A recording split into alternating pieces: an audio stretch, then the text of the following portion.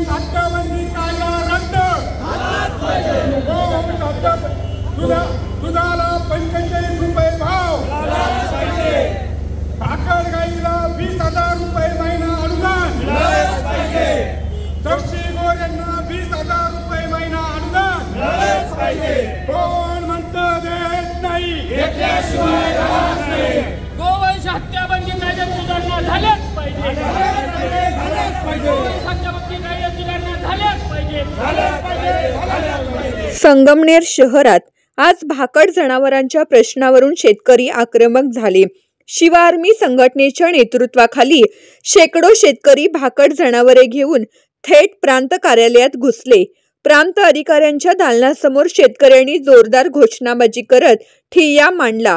गोवंश हत्याबंदी कायद्यात सुधारणा करा, भाकड जनावरे आमच्या शेतात नकोत, तसेच शासनाने भाकड जनावरांची खरेदी योजना राबवावी अशा घोषणा देत शेतकऱ्यांनी प्रांताधिकारी कार्यालयासमोर ठिय्या आंदोलन केले।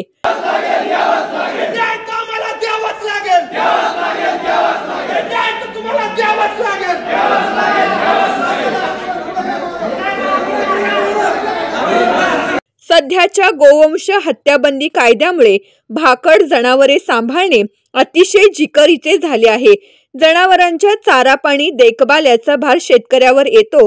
यामुळे शेतीचे नुकसान होत असून शेतकऱ्यांचं आर्थिक गणित बिघडलं आहे। या प्रश्नाची शासनाने तातडीने दखल घ्यावी अशी मागणी आंदोलकांनी केली आहे। गायींचे गोऱ्हे घेऊन प्रांत अधिकाऱ्यांच्या दालनासमोर ठिय्या देऊन शेतकऱ्यांनी या प्रश्नावर तातडीने निर्णय घेण्याची मागणी केली, अन्यथा आंदोलन अधिक तीव्र करण्याचा इशारा आंदोलकांनी दिलाय। काय झालंय, आज गावागावात रस्त्याने निघालं की प्रचंड दुर्गंधी सुटते, कारण की रस्त्याच्या कडेला कुठेतरी मेलेले गोरे आणून ठेवण्याच्या जागा झाल्यात वड्याखेड्यांना, आणि त्याची प्रचंड दुर्गंधी सुटली। घरात जनावर मारताना दिसतंय, तळतळ होते, मानसिक त्रास होतो, परंतु काहीच करू शकत नाही शेतकरी। या सगळ्या परिस्थितीत शेतकऱ्यानं जी मागणी केली की हे गोवंश जगला पाहिजे, तर आम्हाला तुम्ही कोण गोभक्ती शिकवणार आहे? आमच्या DNA ती आहे, पण ती जबाबदारी एकट्या शेतकऱ्याची नाही, ती जबाबदारी सरकारनं घेतली पाहिजे, सगळ्यांनी घेतली पाहिजे। टॅक्स आम्ही पण भरतो, त्याच्यामुळं सरकारनं बाजारभावाप्रमाणे ह्या जनावरांचे पैसे शेतकऱ्याला दिले पाहिजेत, हे जनावर जमा करून घेतले पाहिजेत। आणि शेतकरी जे काही स्थानिक पातळीवरती आपले एका मळ्यातून दुसऱ्या मळ्यातून समजा गाडीत भरून जनावर नेत असतील, दुसऱ्या गावात कोणा पाहुण्याला विकलं असेल किंवा एखाद्या व्यापाऱ्याला विकलं, लोणीचा बाजार आहे न्यायचे, तर हे तथाकथित गुंड जे स्वतःला गोरक्षक म्हणून घेतात ते गाड्यामध्येच अडवतात। गाडी अडवली की पोलीस लगेच केस नोंदवून टाकता, म्हणजे तसे पोलीस दिरंगाई करता, केस नोंदवली इथं झटपट करता, म्हणजे नेमकं रेकेट काय हे समजून घ्यावं लागेल। आणि त्या गाया पुढे गोशाळेत जात्या, गोशाळेत गेलेल्या गाया शेतकऱ्यांना परत मिळण्याचं प्रमाण 20% पण नाही, 80%पेक्षा जास्त गाया गायब झाल्यात। आणि जर त्या गायब झाल्यात म्हणजे हा धडधडीत शेतकऱ्याच्या गाया लुटण्याचा धंदा आहे, धर्मरक्षणाचा नाही, गोसेवेचा पण नाही। त्याच्यामुळं तो धंदा संपुष्टात आणला पाहिजे। सरकारने त्या तथाकथित स्वतःला गोरक्षक म्हणवणाऱ्या गोभक्षकांचा धंदा बंद केला पाहिजे, त्यांच्या मुसक्या आवडल्या पाहिजेत। आणि शेतकऱ्याला जगवण्यासाठी, शेतकरी जगला तर जग जगणार आहे, शेतकऱ्याला जगवण्यासाठी तातडीने ह्या कायद्यात सुधारणा केल्या पाहिजे।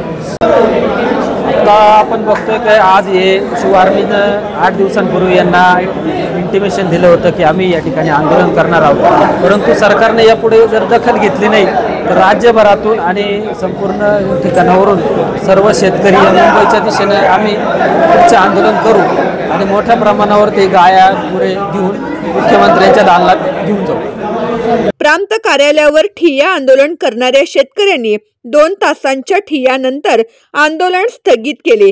प्रशासनाच्या वतीने नायब तहसीलदारांनी मागण्यांचे निवेदन स्वीकारले, तर गायीचे गोरे प्रशासनाकडे सुपूर्द करण्यात आले। नगर परिषदेच्या आरोग्य विभागाने भाकड जनावरे ताब्यात घेऊन ती संगमनेर येथील गोशाळेत पाठवण्यात येणार आहेत। प्रतिनिधी मोबिन खान, माय न्यूज, संगमनेर।